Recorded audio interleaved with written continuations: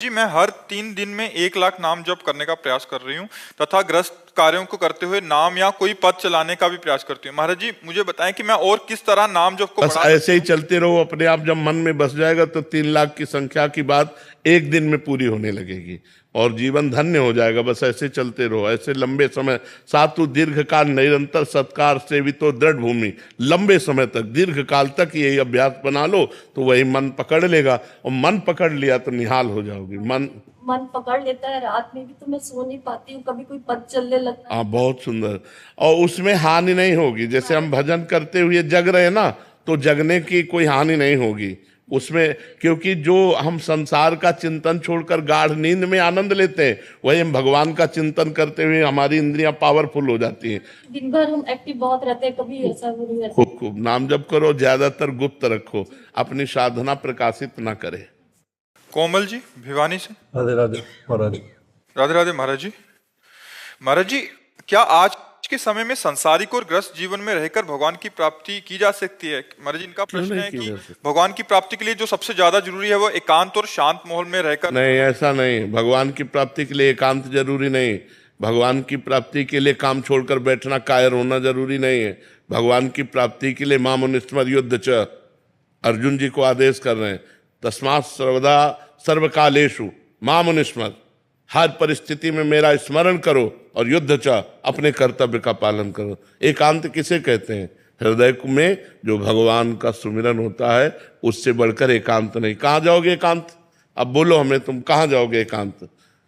जितनी भीड़ तुम्हारे गांव में नहीं होगी, उससे ज्यादा हरिद्वार में है, वृंदावन में है, अयोध्या में, जो तीर्थ स्थल है, जो बड़े बड़े भगवान के पवित्र स्थान है, वहां भीड़ ही भीड़ देख लो। तो एकांत कहाँ जाओगे? कहाँ बैठोगे एकांत? ये महाराज जी गृहस्थ जीवन में रह के तो क्यों? गृहस्थ जीवन में क्या परेशानी? सुबह से उठ के राम राम राधे राधे रट रहे हैं, अपना काम कर रहे हैं, इसी से भगवत प्राप्ति हो जाती है। बच्चे आ गए, बीवी आ गई, कोई परेशानी नहीं। बच्चे में भगवान है, बीबी में भगवान है। हमको भावना ही तो बदलनी है। अपने घर से हम शुरू करते हैं सब में भगवान को देखना, और नाथ सकल संपदा तुम्हारी, मैं सेवक समेत सुतनारी। बहुत बढ़िया भजन हो रहा है। क्या बाबा जी बन करके लोगों से मिलना नहीं होता क्या? पेट भरने के लिए मांगना होता है। 5 घरों में जाके भिक्षा मांगते हैं। और देखो, हम बाबा जी बनकर एकांत सेवन किए पूरे जीवन, और समाज में हमको जितनी समाज दी गई, कितनी समाज दी गई? तो भगवान ने दिया कि नहीं दिया? दिया तो समाज ही, वही समाज आपको दिए। तुम्हारी तो छोटी समाज है, तुम्हारे 5-6 लोग होंगे घर में, हमारे 500 लोग हैं। विरक्त विरक्त और गृहस्थ जोड़ लो तो 50,000 हो गए। तो हमारा कहने का तात्पर्य है, एकांत का मतलब है हृदय में भगवान का सुमिरन करना। एकांत में कहीं भी बैठ जाओ जाके, तुम्हारा अभी तो भजन का मन करता है, और एकांत में बैठ जाओगे तो भोगों का मन करेगा। लिख लो कागज में। अभी घर में हो तो वृंदावन आने का मन करता है, और वृंदावन में आके तुम्हें हम सब सुविधा दे दें, एक कमरा समय से टिफिन कमरे में पहुंच जाएगा। भजन करना है, आप भाग ना जाओ तो मैं बता देना। जब लड़कवा कहता है ना पापा, वो जब कान में आएगी सावा, भाग जाओगे। एसी रूम छोड़ के भाग जाओगे। लेकिन महाराज जी, अगर हमारे जैसे हम अपने घर में हैं और हम कोशिश कर रहे हैं नाम जप की, और हमारे घर वाले मांस मदिरा सब कुछ चल रहा है, तो अब यही दुर्भाग्य है। ये दुर्भाग्य है कि ऐसा कुसंग मिला है। मतलब अब इसको हम क्या कह सकते हैं कि एक व्यक्ति है जो भगवान के नाम का जप करना चाहता है, भगवान, लेकिन फिर भी भक्ति हो सकती है। क्योंकि जब लंका में भक्ति हो सकती है तो भक्ति हो सकती है, नहीं हो सकती? भगवान विभीषण जी से कह रहे हैं, जिम दसनन मो जीभ बिचारी, जैसे 32 दांतों के बीच में बड़ी कोमल जीभ रहकर अपना काम चला लेती है, नहीं चला रही, ऐसे ही लंका में पूरा लंका निश्चर निकर निवासा। यहां कहां सज्जन करवासा, लेकिन वहां भी विभीषण जी ने भक्ति की। ऐसी भक्ति की कि भगवान ने कहा तुम सरीखे संत प्रेम हो। और वहां तो हमें लगता है केवल विभीषण जी ऐसे होंगे जो मांस न खाते होंगे, नहीं तो सब मांस खाने वाले थे। मदिरा और मांस का तो वहां मतलब आहार ही था। कुंभकर्ण के लिए पूरा एरिया जमा किया जाता था। जब जगता था तो एरिया के भैंसे खा जाता था। जैसे अपने पकौड़ा खाते हैं ना, ऐसे वो भैंसे खाता था। भैंसे है, बकरी है, सब मतलब तभी भगवान ब्रह्मा जी ने उसे 6 महीने सोने का, कि एक दिन जगे 6 महीने सोए ले तो पूरी सृष्टि का आहार कर जाएगा। ऐसे लोगों के बीच में रहकर उसने भजन किया। तो आप घबराइए मत, वो जो जैसा करेगा वैसा फल पाएगा। आप अंदर ही अंदर राधा जपिए, अंदर अंदर इसलिए करें कि बाहर कंठी बांधोगे, तिलक बांधोगे तो मांस मदिरा पीने वाले लोग वो आपका हो सकता है विरोध करें। तो हमें लगता है भक्ति विरोध नहीं। अगर कोई कह रहा कंठी ना बांधो तो ये ले उतार के रख दिए। भक्ति अंदर का विषय है, बिल्कुल संसारी बन के रहो और अंदर राधा राधा जपो, तुम्हें भगवान की प्राप्ति होगी। भजन से भगवान की प्राप्ति होती है, ना कि बाबा जी बनने से भगवान की प्राप्ति होती है, ना कहीं भागने से भगवान की प्राप्ति होती है। सच्ची मानो, आप अपने घर में मेहनत की कमाई का जो अन्न पा रहे हो और जो भजन कर रहे हो और कभी भूखे टूटे को आपने भोजन करा दिया, ये सबसे बढ़िया बात है। हम लोगों का हिसाब कटता है, जो हम वस्त्र पहने इसमें इसका भजन जाता है, जो प्रणाम करते हैं उनको भजन जाता है, जो भोजन देते हैं उनको भजन जाता है। ये सब फ्री नहीं है, यहाँ सबका टैक्स है। और अगर भजन कम पड़ गया तो हमको नरक जाना है। हरे हरे शिष्य धन शोक न हरई, सो गुरु गोर नरक मा परई। अच्छा, आप इस भागवतिक टैक्स से बचे। मेहनत की कमाई से कपड़े पहनते हैं, मेहनत की कमाई खाते हैं और अपनी मेहनत की कमाई दूसरों को भी दे देते हैं। गौ सेवा, संत सेवा, आए हुए अतिथि की, भिक्षुक की सेवा। तो गृहस्थी धर्म बहुत बड़ा है। हम लोग गृहस्थी धर्म में ही पैदा हुए और गृहस्थी धर्म से ही हमारा पोषण होता है। पोषण भी गृहस्थी धर्म से होता है। अगर ये आप लोग समझते हो कि गृहस्थी धर्म में भगवत प्राप्ति नहीं हो सकती, तो आप सच्ची मानो, सबसे पहले गृहस्थी को भगवत प्राप्ति होगी। पर धर्म से चले। अब पराई बहनी बिटिया से गंदी बातें करो, शराब पियो, मांस खाओ तो नरक जाओगे। चाहे और अगर अच्छे आचरण करोगे, 4 रोटी अपने से बचा करके गौ सेवा, संत सेवा में दे दी, तो वही तुम्हें भगवत प्राप्ति कराएगा। खूब नाम जप करो, कोई परेशानी नहीं। कहाँ भाग के जाओगे? आज हमें एकांत बता दो, कहाँ एकांत है? कहीं एकांत नहीं बचा। हिमालय में भी चले जाओ तो वहां भी लोग आजकल जो है जहां भी एकांत समझते हो वही शूटिंग शुरू है। हाँ, कि नाम पर जब करते हैं 10 मिनट एकांत में बैठ के, तो उसी टाइम पे पत्नी कुछ काम बता देती है, बच्चा कोई बात नहीं, तो उठ के खड़े हो गए, काम करने लगे, राधा राधा अपना काम करने के लिए चल दिए। राधा भगवान को एकांत में बैठकर भजन करने से नहीं मिलते। काम करते हुए भजन करना सबसे श्रेष्ठ बात है। झाड़ू लगा रहे, फावड़ा चला रहे, व्यापार कर रहे हैं, पानी ला रहे, कुछ भी काम कर रहे, राधा राधा राधा राधा, क्या जाता है? माले चलाने से भगवान प्राप्त होते हैं? भगवान सुमिरन करने से प्राप्त होते हैं। हम सुमिरन करें भगवान का, माला के बिना सुमिरन करें। गिन लो भगवान, तुम गिन लो, वो तो सब जान ही रहे हैं। तो खूब भजन करो और गृहस्थी में रहो। और ये जरूर करो कि अपनी कमाई का 4 रोटी का हिस्सा कभी किसी भूखे को खवा दो, कभी किसी गाय को दे दो, कभी किसी बीमार को 10 रुपया तुम्हारे लग जाए। ये बढ़िया परोपकार।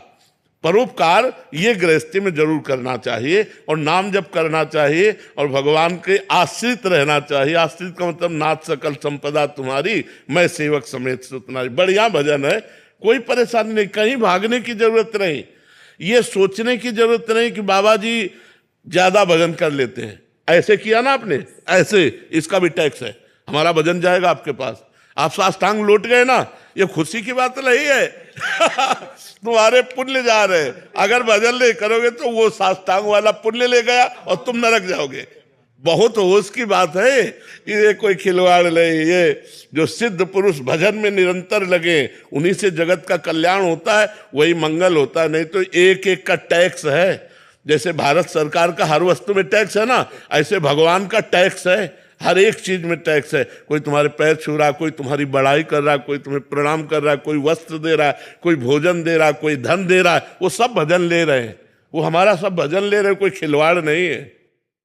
राधे राधे महाराज जी। महाराज जी, मैंने अपने आप को कभी भी किसी परपुरुष से टच नहीं कराया और ना ही शादी से पहले ना ही आज। महाराज जी, अपने पति के अलावा धन्यवाद कभी किसी का देते सोचा हैं, भी नहीं। धन्यवाद देते हैं। ऐसी माई बहनें अगर अपने जीवन को पवित्र रखें तो हमारे समाज का बड़ा मंगल हो जाए। ऐसी माताओं बहनों से जो पुत्र होते हैं वो राष्ट्र भक्त और भगवत भक्त होते हैं। जो व्यभिचार प्रवृत्ति से युक्त हैं वो ऐसे संतानों को उत्पन्न नहीं कर सकती, उनमें क्षमता नहीं है।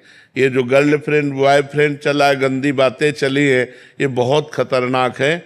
हम मतलब हमारे हृदय शीतल होता है जब कोई कहता है मैं धर्म से चलता हूँ, मैं कभी किसी को इस गंदी बातें नहीं। ये तो एक मतलब आश्चर्य की बात है। नहीं, आज तो बच्चियाँ एक बॉयफ्रेंड, फिर ब्रेकअप, फिर दूसरा बॉयफ्रेंड, फिर ब्रेकअप, फिर तीसरा बॉयफ्रेंड। ये क्या चल रहा है? ये चल क्या रहा है? गंदी बातें हैं कि नहीं? गंदी बातें, कितनी गंदी बातें।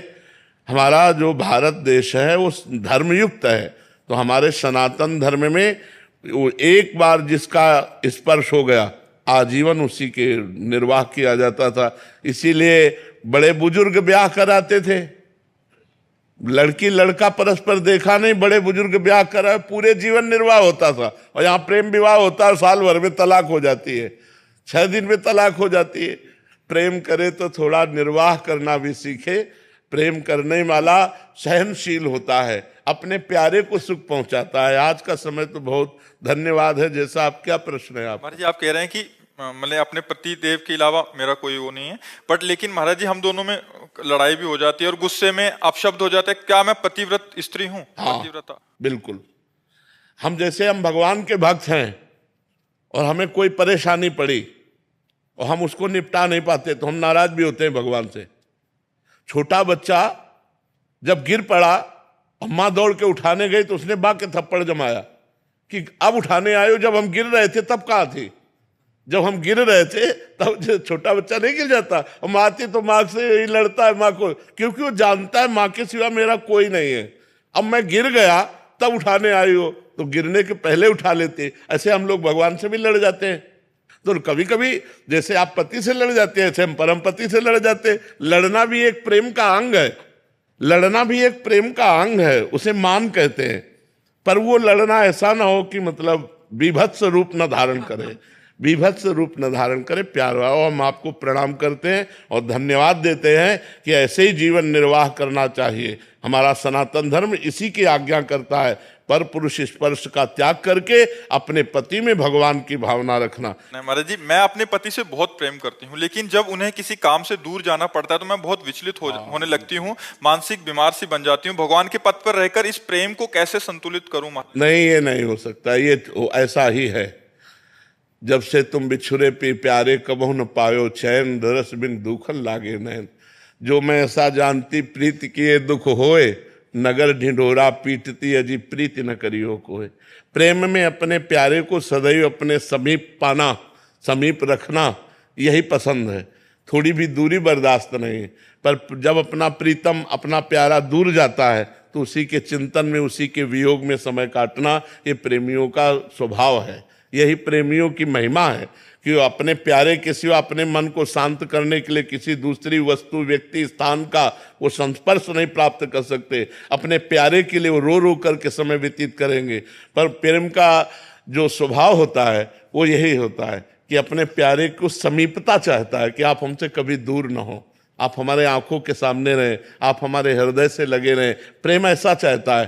पर व्यवहार में जाना पड़ता है तो उस समय वो जो वियोग होता है वो सारे पापों को नष्ट करके भगवत प्राप्ति कराने वाला होता है। इसलिए नाम जपना चाहिए और पति का स्मरण करते हुए उस वियोग दुख को सहना चाहिए।